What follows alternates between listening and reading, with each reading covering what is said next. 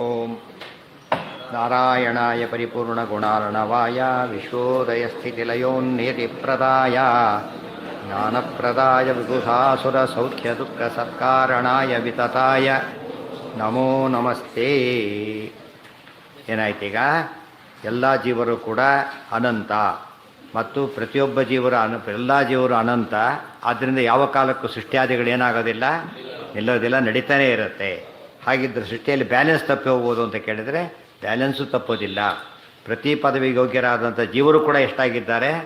ಅನಂತವಾಗಿದ್ದಾರಾದ್ದರಿಂದ ಈ ತಾರತಮ್ಯ, ಈ ಸೃಷ್ಟಿ ಸ್ಥಿತಿ ಎಲ್ಲವೂ ಕೂಡ ಯಾವಾಗಲೂ ಕೂಡ ನಡೀತಾನೇ ಇರುತ್ತೆ. ಮತ್ತು ದೈವ ತ್ರೈವಿಧ್ಯವೂ ಅಷ್ಟೇ ಮುಖ್ಯ. ಏವಂ ನರೋತ್ತಮ ಪರಾಸ್ತು ವಿಮುಕ್ತಿ ಯೋಗ್ಯಾ ಅನ್ಯೇ ಚ ಸಂಸ್ಕೃತಿ ಪರಾಹ ಅಸುರಾಸ್ತಮೋಗಾ ಏವಂ ಸದೈವ ನಿಯಮ ಕ್ವಚಿದನ್ಯಥಾನ ಯಾವನ್ನ ಪೂರ್ತಿರುತ ಸಂಸ್ಕೃತಿಗಾ ಸಮಸ್ತಾ. ಸಾಧನ ಪೂರ್ತಿ ಎಲ್ಲಿವರೆಗೆ ಆಗೋದಿಲ್ಲೋ ಅಲ್ಲಿವರೆಗೆ ಏನಾಗಿರ್ತಾರೆ? ಎಲ್ಲರೂ ಕೂಡ ಸಂಸಾರದಲ್ಲೇ ಇರಬೇಕು. ಪೂರ್ತಿಶ್ಚ ನೈವ ನಿಯಮಾತ್ ಭವಿತಾ ಹಿ ಯಸ್ಮಾತ್ ತಸ್ಮಾತ್ ಸಮಾಪ್ತಿಮತಿ ಯಾಂತಿ ನ ಜೀವ ಸಂಘಾ ಅನಂತ್ಯಮೇವ ಗಣಶೋಸ್ತಿ ಯತೋ ಹಿ ತೇಷಾಂ ಇತ್ತಂ ತತಃ ಸಕಲ ಕಾಲಗತಾ ಪ್ರವೃತ್ತಿ. ಗಣಶಃ ಜೀವರಲ್ಲಿ ಅನಂತ ಇರೋದರಿಂದ ರುಜುಗಳು ಅನಂತ. ಈ ಕಲಿಜೀವರು ಅನಂತ, ಮತ್ತೆ ಬ್ಯಾಲೆನ್ಸ್ ಆಗುತ್ತೆ. ಇಲ್ಲದ ರುಜುಗಳು ಕಡಿಮೆ ಆಗಿಬಿಟ್ಟು ಕಲಿಗಳು ಜಾಸ್ತಿ ಇದ್ರೆ ಏನಾಗ್ತಿತ್ತು? ದುರ್ಯೋಧನ ಸಾಧ್ಯನೇ ಇದ್ದಿಲ್ಲ. ಆ ಕಲ್ಪಕ್ಕೆ ಏನಿಲ್ಲ, ದುರ್ಯೋಧನ ಇಲ್ಲೇ, ವಾಯುದೇವರೇ ಇಲ್ಲ. ಇನ್ನು ವಾಯುದೇವರಿದ್ದಾರೆ, ಯಾರಿಲ್ಲ? ದುರ್ಯೋಧನನೇ ಇಲ್ಲ. ಅವ್ರು ಅವತಾರ ಮಾಡೋಕ್ಕೆ ಕಾರಣನೇ ಇಲ್ಲ. ಆಗ ಈ ರೋಗನೇ ಇಲ್ಲ, ಮೇಲೆ ಔಷಧಿ ಹಾಕಬೇಕು, ಅದಕ್ಕೆ ಡಾಕ್ಟ್ರ್ ಹಾಕಬೇಕು. ಅದರಿಂದ ಏನಾಗಿದೆ? ಇದು ಎಲ್ಲ ಕಾಲಕ್ಕೂ ಕೂಡ ಎಲ್ಲ ಜೀವರು ಕೂಡ ಇದ್ದೇ ಇರ್ತಾರೆ. ಪೂರ್ತಿಶ್ಚ ನೈವ ನಿಯಮಾತ್ ಭವಿತಾ ಹಿ ಯಸ್ಮಾತ್ ತಸ್ಮಾತ್ ಸಮಾಪ್ತಿಮಪಿ ಯಾಂತಿ ನ ಜೀವ ಸಂಘಾ ಅನಂತ್ಯಮೇವ ಗಣಶಃ ಅಸ್ತಿ. ಗಣಗಳು ಅಂದರೆ ರುಜುಗಣ, ರುದ್ರಗಣ, ಸೂರ್ಯಗಣ, ಏನಿದೆ ಆ ಥರ ಗಣಗಳು ಅಂದರೆ ಹಾಗೆ ವಸುಗಣ ಇತ್ಯಾದಿಗಳು. ಕ್ಲಾಸ್ ಅಂತ ಅರ್ಥ, ಗುಂಪು. ಆ ಗುಂಪಿನವ್ರು ಹೀಗೆ ಕ್ಲಾಸ್ 1, ಕ್ಲಾಸ್ 2, ಕ್ಲಾಸ್ 3, 4 ಎಂಬುದು ಏನಾಗಿರುತ್ತೆ? ಇದು ಪೂರ್ತಿ ಅನಂತ. ಎಷ್ಟು ದಿವಸ ಆಫೀಸ್ ನಡೀತಾ ಅಷ್ಟು ದಿವಸ ಇರಲೇಬೇಕು. ದಯೇತೈ ಸುರಾದಿಭಿ ಅತಿ ಪ್ರತಿಭಾದಿಯುಕ್ತೈ ಯುಕ್ತೈ ಸಹೈವ ಸತತಂ ಪ್ರವಿಚಿಂತ ಯದ್ಭಿ ಪೂರ್ತೇರಚಿಂತ್ಯ ಮಹಿಮಃ ಪರಮಃ ಪರಾತ್ಮ ನಾರಾಯಣೋಶ್ಚ ಗುಣವಿಸ್ತೃತಿ ಅನ್ಯಗಾಕ್ವಾ. ದೇವರ ಅನಂತ್ಯವನ್ನು ವರ್ಣನೆ ಮಾಡ್ತಾರೆ. ಈಗ ಇಂಥ ದೇವತೆಗಳಿದ್ದಾರಲ್ಲ, ಅಂದರೆ ಈಗಿನ, ಮುಂದಿನ, ಹಿಂದಿನ ಎಲ್ಲ ದೇವತೆಗಳು ಇದ್ದಾರೆ. ಅವರು ಸಾಮಾನ್ಯರಲ್ಲ, ಅತಿ ಪ್ರತಿಭಾದಿಯುಕ್ತರು. ಪ್ರತಿಭಾ ಇದೆ, ಅತಿ ಪ್ರತಿಭಾ ಇದೆ. ಆದಿಶಬ್ದದಿಂದ ಸ್ಮರಣಾದಿಗಳೆಲ್ಲ ಇದೆ. ಅಂದರೆ ಮುಂದಿನ ಪೇಜ್ ಹಿಂದಿನ ಪೇಜ್ ಮರ್ತು ಬಿಟ್ರೆ ಏನಾಯ್ತು? ಭಾರಿ ಬುದ್ಧಿವಂತನೇ, ಹಿಂದಿನ ಮರ್ತು ಬಿಡ್ತಾನೆ ಹೋಯ್ತಾಗ. ಅವ್ರ ಸ್ಮರಣೆ ಇದೆ, ಎಲ್ಲ ಇದೆ. ಮಾಯವರು ಏನು ಮಾಡಿದ್ದಾರೆ? ಈಗ ಸತತ ಕೂಡ ಪ್ರವಿಚಿಂತ ಯದ್ಭಿ, ನಿನ್ನ ಬಂದಿದೆ ಪ್ರವಿಚಾರ್ಯತೆ ಅಂಥೇಳಿ. ಪ್ರವಿಚಿಂತ ಯದ್ವಿಹಿ ಭಾರಿ ಭಾರಿ ಯೋಚನೆ ಮಾಡ್ತಿದ್ದಾರೆ. ಅಷ್ಟೇ ಅಲ್ಲ, ಅವ್ರ ಉದ್ದೇಶ ಏನಿದೆ ಅಂತ ಸಮುದ್ರ ಸ್ನಾನಕ್ಕೆ ಹೋಗ್ತೀವಿ. ನಾವು ಯಾರೇ ಏನು ಉದ್ದೇಶ ಇಟ್ಕೊಂಡು ಹೋಗೋದಿಲ್ಲ.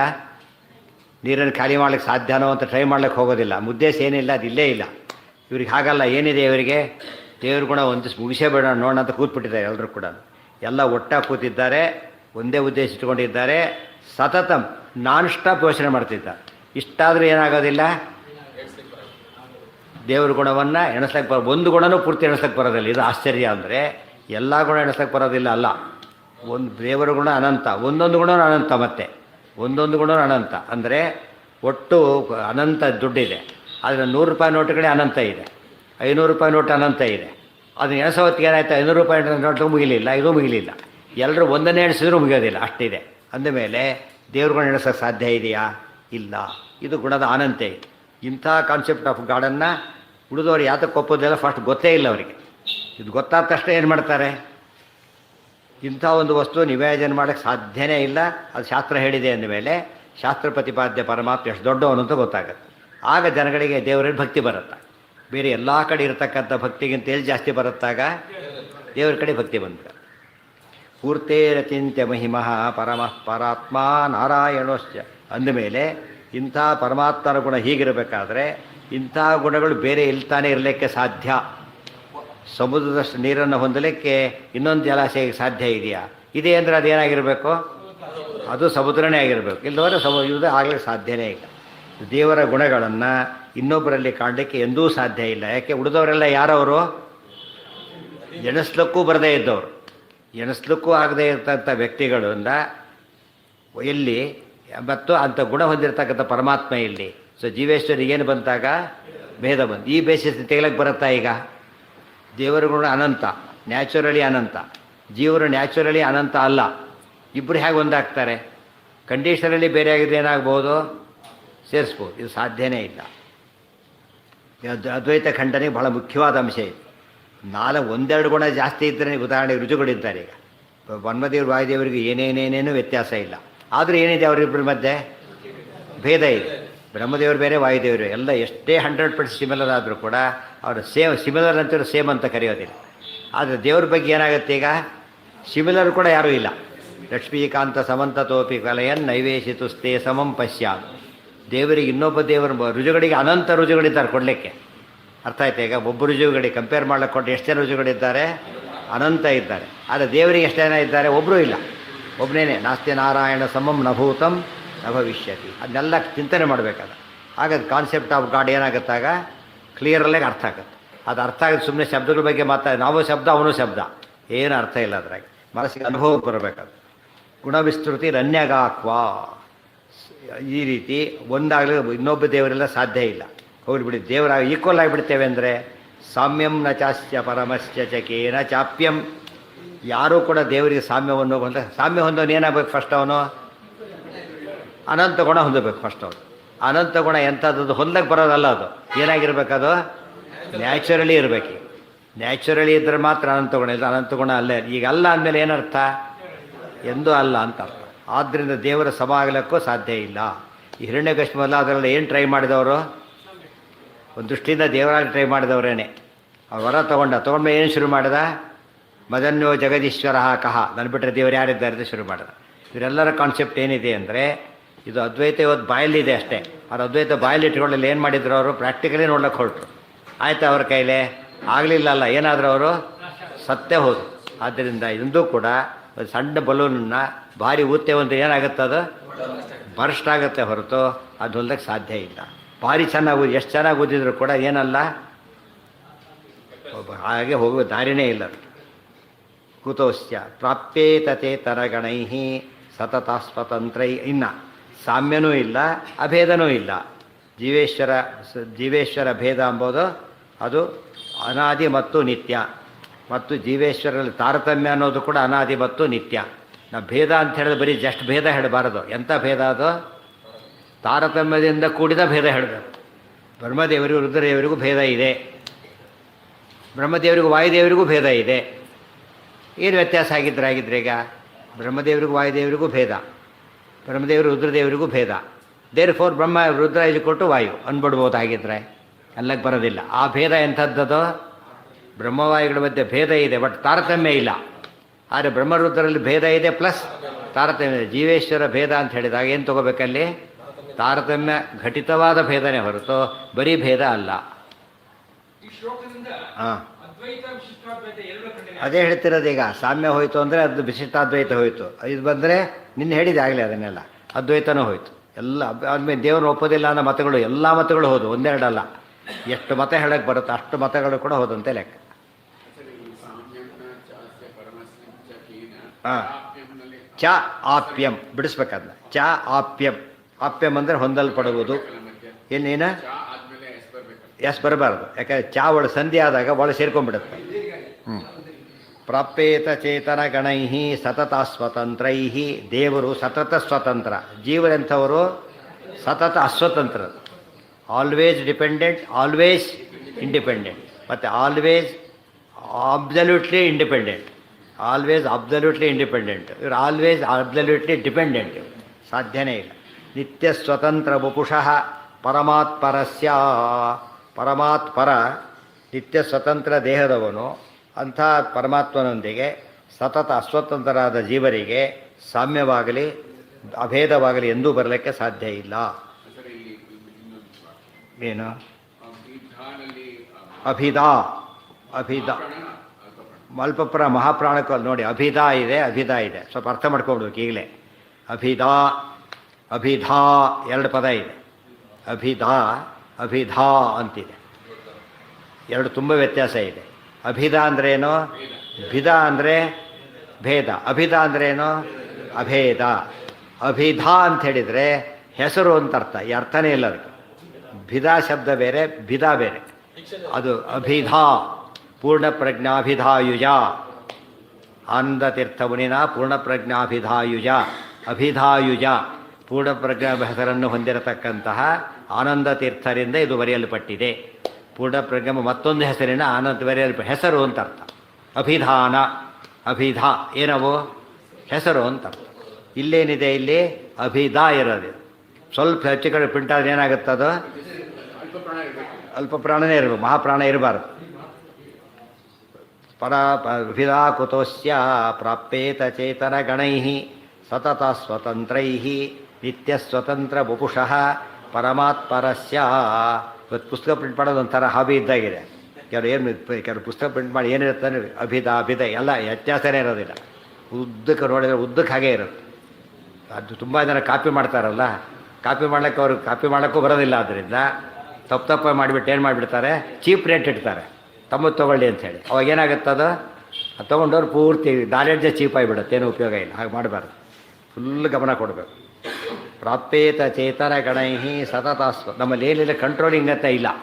ಬೇರೆ ಯಾವುದೇ ಸಬ್ಜೆಕ್ಟಲ್ಲಿ ಏನಿದೆ ತಕ್ಷಣ ಕಂಟ್ರೋಲ್ ಮಾಡ್ತಾರೆ. ಅದು ಒಂದು ಪುಸ್ತಕ ಬರೆದು ವೆರಿಫೈ ಮಾಡೋದು 1000 ಮೆಥಡ್ ಇದೆ.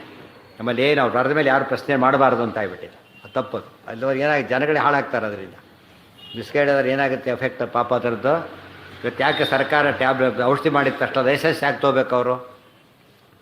ಔಷಧಿ ಓಪನ್ ಮಾಡೋನು ಕಂಪ್ನಿ ಮಾಡಿ ತೊಗೊಂಡು ಇದನ್ನು ಮಾಡಿ ಮತ್ತೆ ಮಧ್ಯೆ ಮಧ್ಯೆ ಟೆಸ್ಟ್ ಮಾಡಿಸಿ ಕ್ವಾಲಿಟಿ ಕಂಟ್ರೋಲ್ ಮಾಡ್ತಾನೆ ಇರಬೇಕು. ಏನಾಗುತ್ತೆ ಇಲ್ಲ ಹೋದರೆ ಸತ್ತೋಗ್ತಂದು. ಇಷ್ಟೆಲ್ಲ ಮಾಡಿ ಸತ್ತೋಗ್ತಿದ್ದಾರೆ, ಇಲ್ಲದ್ರೆ ಹಾಳಾಗೋಗ್ಬಿಡ್ತಾರೆ. ಅದಕ್ಕೆ ಹೇಗೆ ಚೆಕ್ ಮಾಡೋ, ಅದು ದೇಹಕ್ಕಾಗೋ ಪರಿಣಾಮ. ಇದು ಯಾವುದಕ್ಕಾಗುತ್ತೆ? ಇದು ಜ್ಞಾನಕ್ಕಾಗುತ್ತೆ. ಆದ್ದರಿಂದ ಎಂದೂ ಕೂಡ ಜ್ಞಾನ ಪ್ರಪಂಚದಲ್ಲಿ ಏನಾಗ್ಕೊಡೋದು, ನಾವು ಮ್ಯಾಕ್ಸಿಮಮ್ ಎಫರ್ಟ್ಸ್ ಆಗಬೇಕು. ಅಲ್ಲಿಗೂ ಬೇದ್ರೆ ನಮ್ಮ ಕೈಲಾಗಲಿಲ್ಲ ಅಂತ ಹೇಳಬೇಕೆ ಹೊರತು ಶುರು ಮಾಡೋದೇ ಕೇರ್ಲೆಸ್ ಮಾಡಿಬಿಟ್ರೆ ಎಲ್ಲ ಶುರು ಆ್ಯಕ್ಸಿಡೆಂಟ್ ಆಗಲಿ ಅಂತ ಯಾರೂ ಹೋಗೋದಿಲ್ಲ. ಅವನು ಅಲ್ಲಿಗೂ ಆ್ಯಕ್ಸಿಡೆಂಟ್ ಅಂತ ಕರೀತಾರೆ. ಇಲ್ಲದೋ ಅದು ಏನೋ ಮರ್ಡರ್ ಆಗಿಬಿಡುತ್ತೆ. ಆ್ಯಕ್ಸಿಡೆಂಟಲ್ಲೂ ಸಾಯ್ತಾನೆ, ಮರ್ಡರಲ್ಲೂ ಸಾಯ್ತಾನೆ. ಡಿಫ್ರೆನ್ಸ್ ಏನು? ಇಂಟೆನ್ಷನ್ ಡಿಫರೆನ್ಸ್ ಇದೆ. ಆ್ಯಕ್ಸಿಡೆಂಟಲ್ಲಿ ಸತ್ತಿದ್ದಕ್ಕೆ ಕಾರಣ ಏನೋ ಅದು ಉದ್ದೇಶ ಇಲ್ಲ. ಇಲ್ಲೇನಾಗಿದೆ, ಉದ್ದೇಶ ಇದೆ. ಸೊ ನಮಗೆ ಗೊತ್ತಿಲ್ಲ ಅಂತ ಗ್ಯಾರಂಟಿ ಇದ್ದರೂ ನಾವು ಮಾಡ್ಲಿಕ್ಕೆ ಹೋದ್ರೆ ಏನಾಗುತ್ತೆ, ಅದು ಮರ್ಡರ್ ಮಾಡಿದಾಗಲಿ. ಅಕಸ್ಮಾತ್ ಗೊತ್ತಿದ್ದು ಹೊರಟ ಯಾವುದೋ ಕಾರಣ ತಪ್ಪಾಗ್ಬಿಟ್ರೆ ಏನಂತಾರೆ ಅದನ್ನು ಅವ್ರು ಏನು ಮಾಡ್ತಾರೆ, ಎಲ್ಲ ಪುಸ್ತಕಲ್ಲೂ ತಪ್ಪು ತೋರಿಸ್ತೀವಿ ಅಂತ ಹೇಳಿದ್ರು. ಎಲ್ಲ ಪುಸ್ತಕ ತಪ್ಪು ತೋರಿಸೋದು ನೀವು ತಪ್ಪು ಮಾಡೋದಕ್ಕೆ ಲೈಸೆನ್ಸ್ ಅಲ್ಲ. ಅರ್ಥ ಆಯ್ತಾ? ಅವ್ರ ತಪ್ಪು ನೀವು ತಪ್ಪಾಗ್ತೀರೇ ಹೊರತು ಇಬ್ಬರು ತಪ್ಪು ಮಾಡಿದ ತಕ್ಷಣ ಏನಾಗ್ಬಿಡೋದಿಲ್ಲ.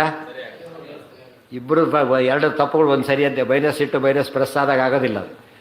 ಎರಡು ತಪ್ಪು ಏನಾಗೋದಿಲ್ಲ, ಎರಡು ತಪ್ಪಾಗುತ್ತೆ ಹೊರತು ಒಂದು ಸರಿ ಆಗೋದಿಲ್ಲ.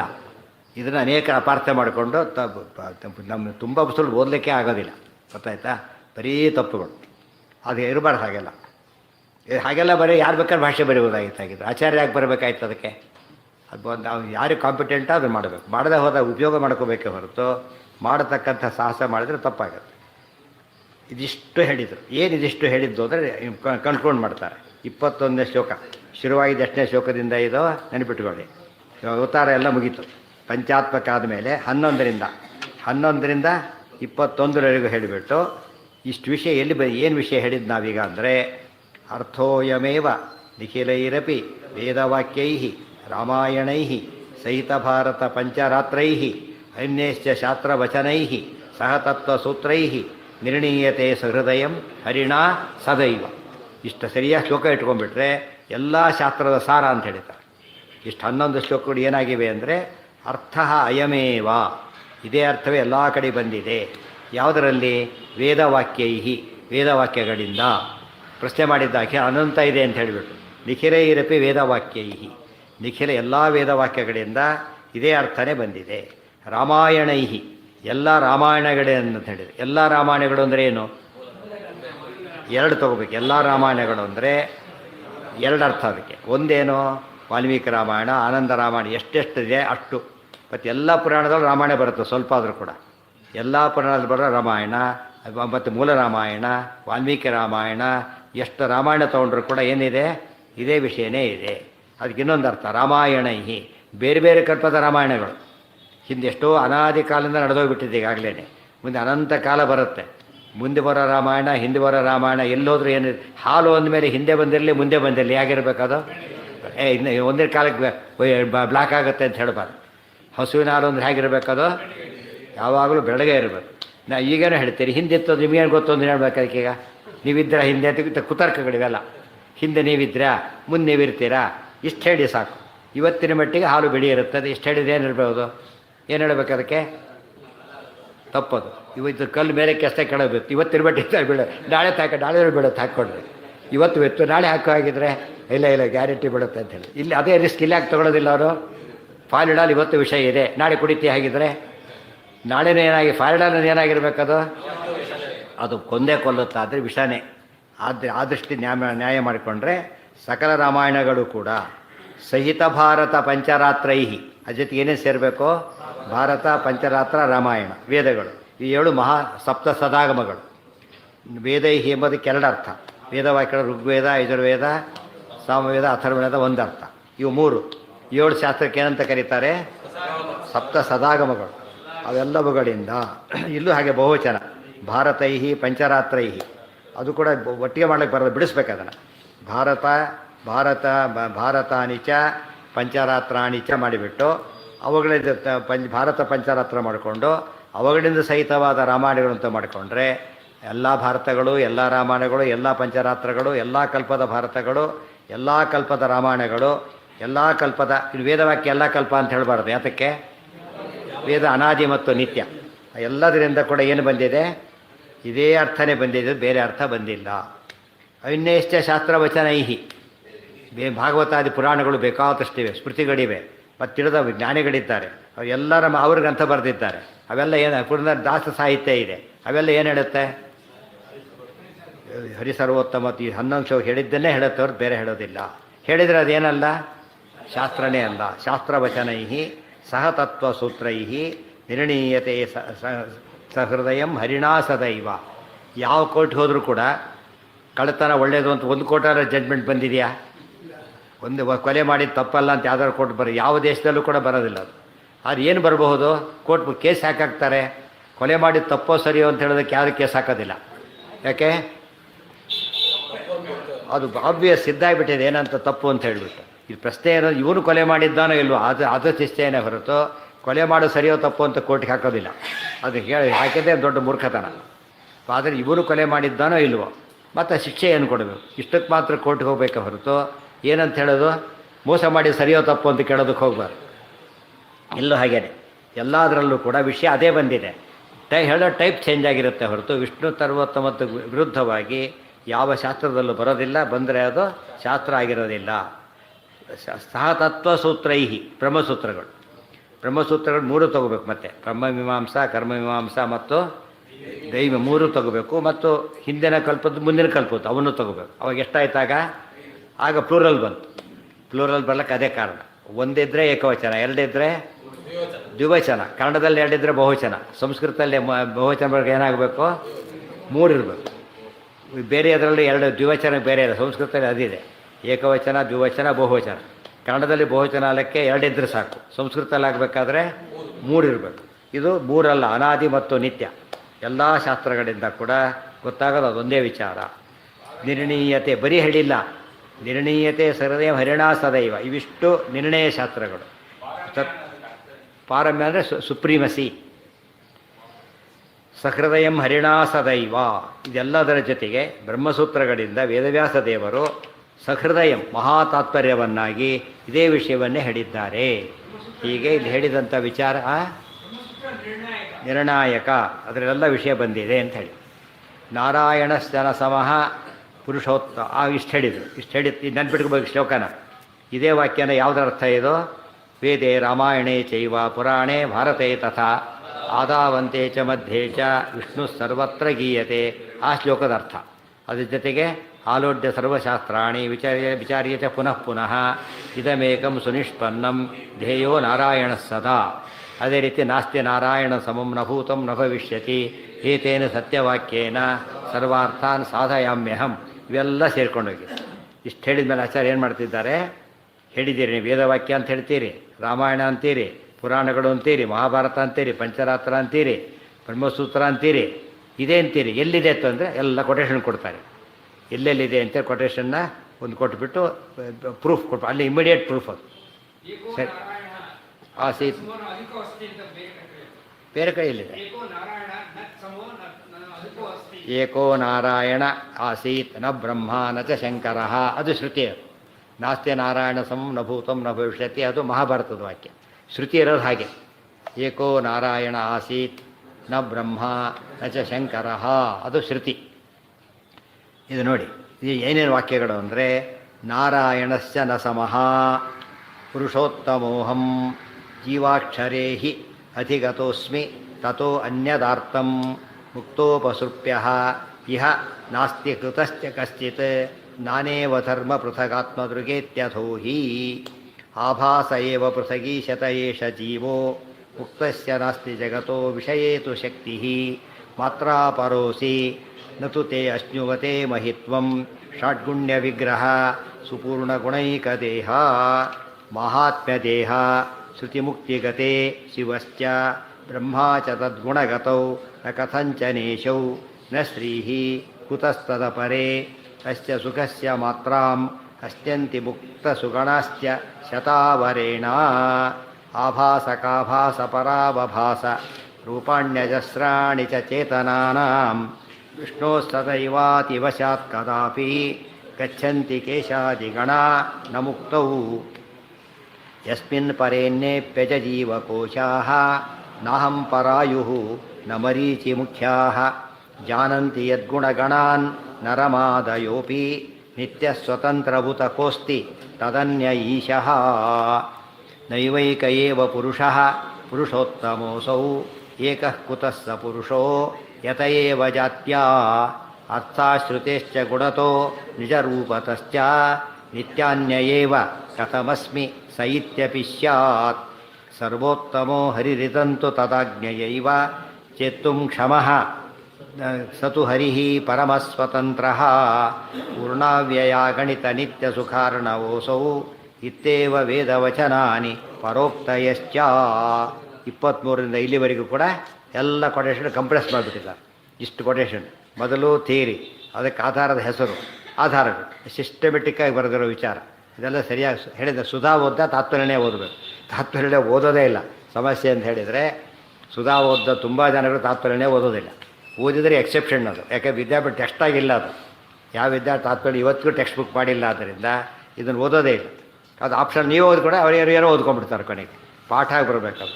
ಸುಧಾನ ಪ್ರತಿ ಪದ ಹೇಗೆ ಕೇರ್ಬಿಟ್ಟಾಗಿ ಓದ್ತಾರೋ ಓದಬೇಕಾಗೆ, ಅದನ್ನು ಹೀಗೆ ಇದನ್ನು ಹಾಗೆ ಓದಿಬಿಟ್ರೆ ಅದು ಫಸ್ಟ್ ಕ್ಲಾಸಾಗಿ ಜ್ಞಾನ ಬರುತ್ತೆ. ಅಭ್ಯಾಸ ಬಂದೇ ಇಲ್ಲ.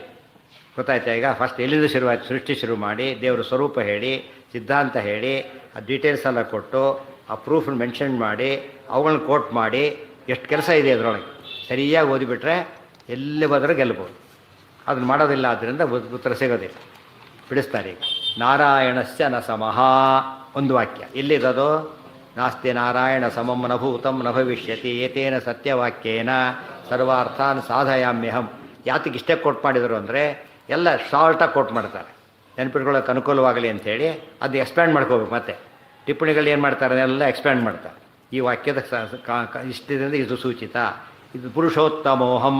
ಮುಂದೆ ಪುರುಷೋತ್ತಮೋಹಂ ದಾಮೋ ಪುರುಷೋ ಲೋಕೆ ಶರಶ್ಚಾಕ್ಷರ ಏವ ಚ ಶರಃ ಸರ್ವಾಣಿ ಭೂತಾನಿ ಕೂಟಸ್ಥೋಕ್ಷರ ಉಚ್ಯತೆ.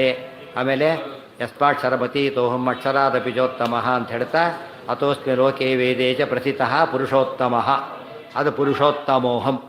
ಇಷ್ಟಿದ 5 ಗೀತಾ ವಾಕ್ಯ ತಗೋಬೇಕು. ಇದಕ್ಕೆ ಆ ಶ್ಲೋಕ ತಗೋಬೇಕು.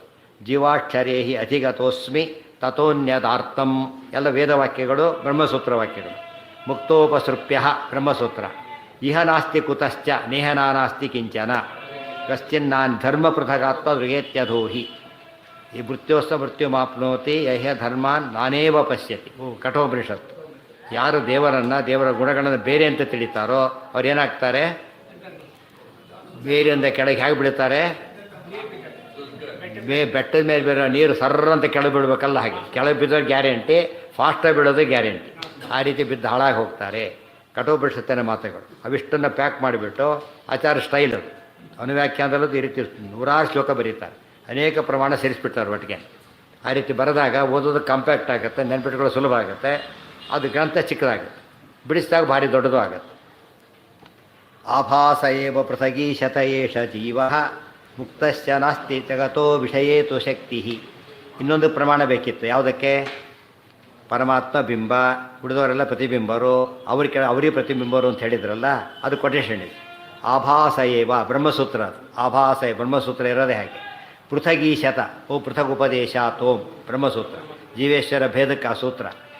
ಏಷ ಜೀವೋ ಮುಕ್ತಶ್ಚ ನಾಸ್ತಿ ಜಗತ್ತೋ ಜಗದ್ವ್ಯಾಪಾರ ವರ್ಜ್ಯಂ ಇನ್ನೊಂದು ಸೂತ್ರ. ಮುಕ್ತನಾದ ಮೇಲೆ ಒಂದು ಪ್ರಶ್ನೆ ಬಂತು, ಮುಕ್ತನಾದ ಜೀವನಿಗೆ ಪೂರ್ಣ ಸುಖ ಬರುತ್ತೆ ಅಂತ ಹೇಳಿದ್ರಿ, ಆಯಿತು, ಪೂರ್ಣವಾಗಿ ಆನಂದವಾಗಿರ್ತಾನೆ, ನಿತ್ಯನಾಗಿರ್ತಾನೆ, ಏನೋ ಹೇಳಿಬಿಟ್ರಿ. ಹಾಗಿದ್ದರೆ ದೇವರೊಂದಿಗೆ ಏನು ಬಂದಾಗಾಯ್ತು, ಈಗ ಸ್ವಲ್ಪ ಸಾಮ್ಯ ಬಂದಾಗಾಯ್ತು. ಆದ್ದರಿಂದ ದೇವರಂತೆ ಜಗಸೃಷ್ಟ್ಯಾದಿಗಳನ್ನು ಮಾಡ್ತಾನೋ ಅಂತ ಪ್ರಶ್ನೆ ಬಂತು. ಅದಕ್ಕೆ ಹೇಳಿದರು ಜಗದ್ವ್ಯಾಪಾರ ವರ್ಜ್ಯಂ, ಅವನಿಗೇನಿಲ್ಲ, ಜಗದ್ವ್ಯಾಪಾರದಲ್ಲಿ ನೋ ಎಂಟ್ರಿ. ಜಗದ್ವ್ಯಾಪಾರ ಉದಾಹರಣೆ ಅವರನ್ನು ಬಿಟ್ಬಿಡ, ಬ್ರಹ್ಮದೇವರನ್ನು ತಗೊಳ್ಳೋಣ, ಮುಕ್ತರಾದರು ಬ್ರಹ್ಮದೇವರು. ಈಗಿನಂತೆ ಮತ್ತೆ ಸೃಷ್ಟಿ ಮಾಡ್ತಾರೋ ಅಂದರೆ ಇಲ್ಲ, ಅವ್ರು ಈ ಕೆಲಸಕ್ಕೆ ಬರೋದಿಲ್ಲ. ಇನ್ನೊಬ್ಬ ಬ್ರಹ್ಮದೇವರು ಬಂದಿರ್ತಾರೆ. ಆಫೀಸರ್ ರಿಟೈರ್ ಆದಮೇಲೆ ರಿಟೈರ್ ಆಫೀಸರ್ಗೆ ಏನು ಕೆಲಸ ಇಲ್ಲ, ಅಲ್ಲಿ ಯಾರು ಕೆಲಸ ಮಾಡ್ತಾರೆ, ಇರೋರು ಮಾಡ್ತಾರೆ, ಇವರೇನು ರೋಲ್ ಇಲ್ಲ, ಆ ರೀತಿ ಇರ್ತಾರೆ. ಇದನ್ನು ನೋಡೇ ಪ್ರಾಕ್ಟೀಸ್ ಮಾಡಿರೋದೀಗ, ಪರಮಾತ್ಮ ನಿಯಮ ನೋಡೇ ಪ್ರಾಕ್ಟೀಸ್ ಮಾಡ್ತಿರೋದು. ಹೆಚ್ಚು ಕಡಿಮೆ ಏನಾಗ್ತಿತ್ತು, ರಿಟೈರ್ ಆಗಿ ಎಲ್ಲರೂ ಕೂತ್ಕೊಂಡ್ಬಿಟ್ರೆ ಏನು ಮಾಡಬೇಕಾಗಿತ್ತು, 100 ಜನ ಕೂತ್ಕೊಂಡ್ಬಿಟ್ರದ್ದು ಆಫೀಸ್ನಲ್ಲಿ, ನಾನು ಸೀಟನ್ನು ಬಿಡೋದಿಲ್ಲ ಅಂತ ಅವರು, ನಾನು ಬಿಡೋದಿಲ್ಲ ಅಂತಿವರು. ಈಗ ಆ ರೀತಿ ಮಾಡಬೇಡೇ ಗಲಾಟೆ ಆಗ್ತಿರೋದು. ಬಿಟ್ಟವನು ಹೋಗ್ಬಿಡೋದು ಪೂರ್ತಿ, ಮತ್ತೆ ಬರಾಗಿಲ್ಲ ಅಲ್ಲಿ. ಇದೆಲ್ಲ ಹೇಳ್ತಾರೆ, ನಾಳೆ ಅದರ ಡೀಟೇಲ್ಸ್. ಸರ್ವೇಂದ್ರಿಯ ಪ್ರೇರಕೇಣ ಶ್ರೀ ಪ್ರಾಣಪತಿನೇರಿತ ಯದವೋಚಮಹಂ ತೇನ ಪ್ರಿಯತಾಂ ಕಮಲಾಲಯ.